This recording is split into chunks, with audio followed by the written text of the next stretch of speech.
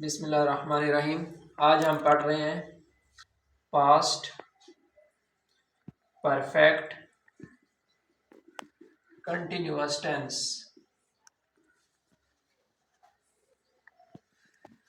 तो सबसे पहले इस टेंस की पहचान जो है उर्दू फिक्रे के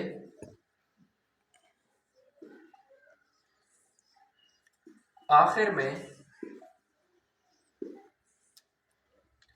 रहा था, रही थी,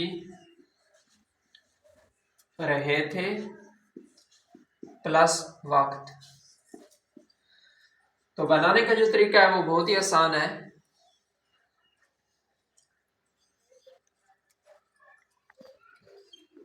subject, helping verb, verb, object और टाइम का इजाफा हुआ था लास्ट में टाइम।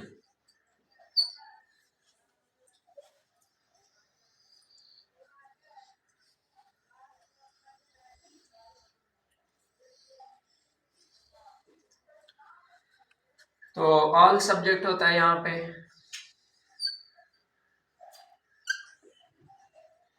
हेल्पिंग वर्ब जो है वो है had, been, verb plus ING और ऑब्जेक्ट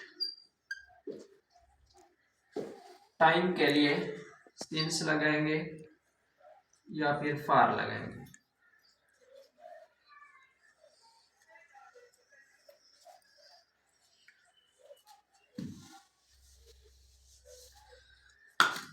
अच्छा, और नोट में मनफी बनाने के लिए हेल्पिंग वर्ब के पहले लफ्ज के बाद नॉट लगाएं और सवालिया बनाने के लिए हेल्पिंग वर्ब के पहले लफ्ज को फिक्रे के शुरू में लगाएं और आखिर में सवालिया निशान लगाएं।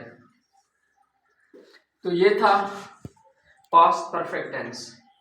तो एक बार फिर से कि इसकी पहचान क्या है। उर्दू फिक्रे के आखिर में रहा था, रही थी, रहे थे वक्त, यानी कि वो 5 दिनों से अखबार पढ़ रहा था, वो 1 दिन से कॉपी लिख रहा था, वो 1 महीने से लेट अस सपोज कोई भी काम कर रहा था, ठीक है, लेकिन उसके साथ वक्त का बताया जाना जरूरी है।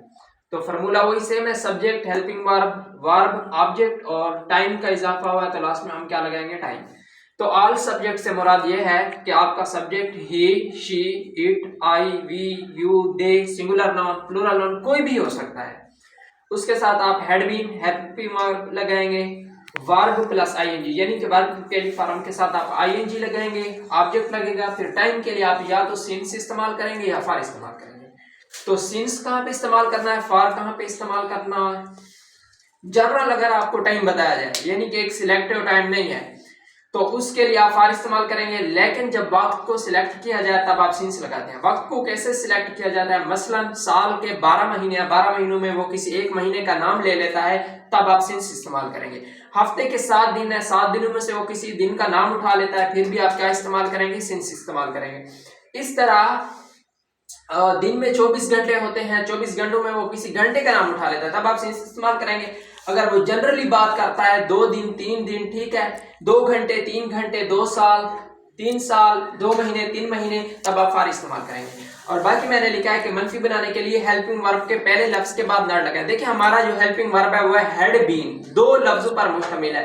तो हमारे पास ये फार्मूला होता है कि हम पहले वर्ड्स के बाद क्या लगाते हैं, नॉट लगाते हैं, और सवालिया बनाने के लिए हेल्पिंग वर्ब के पहले लफ्ज को फिक्रे के शुरू में लगाएं, यानी कि हम सिर्फ हेड को उठाकर फिक्रे के शुरू में लगाएंगे। तो हम फिक्रा बनाते हैं